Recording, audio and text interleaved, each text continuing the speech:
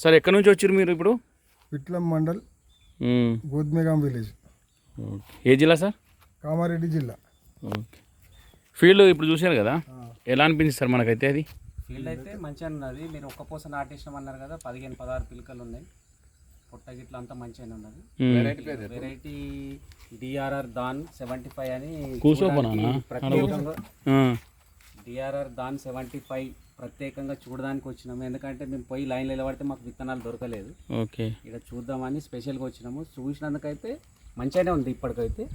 దాన్ని ఇక వీనిన తర్వాత ఈల్డింగ్ దాని మీదకి వెళ్ళి మాకు వస్తుంది. సాటిస్ఫాక్షన్ మొలక ఏదంటే మొలక కాండం దొడ్డు బాగా దొడ్డుగున్నది. అది మొలక దొడ్డుగా వచ్చింది. మా దగ్గర 15-20 వస్తాయి కానీ సన్నం ఉంటుంది.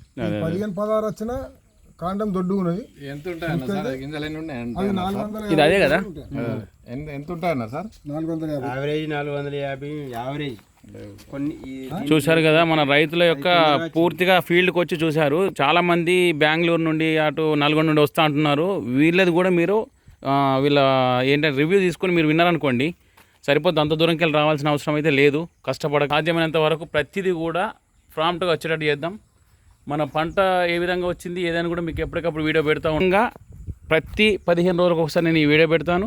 పెట్టిన తర్వాత మీకు ఓకే అనిపిస్తేనే ఇక్కడికి వచ్చి మనం లేదంటే మేము ట్రాన్స్ఫర్ చేస్తాం, లేదా ఇక్కడికి వచ్చి తీసుకోవచ్చు.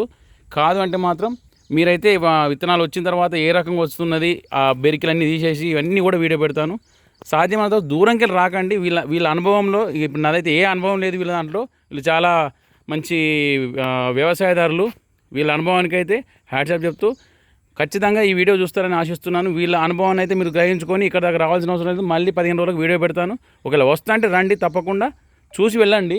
కానీ దూరం నుంచి అయితే సాహసం చేయకండి. Thank you. జై జవాన్ జై కిసాన్. సార్ థ్యాంక్ యూ చెప్పండి. జై జవాన్ జై కిసాన్.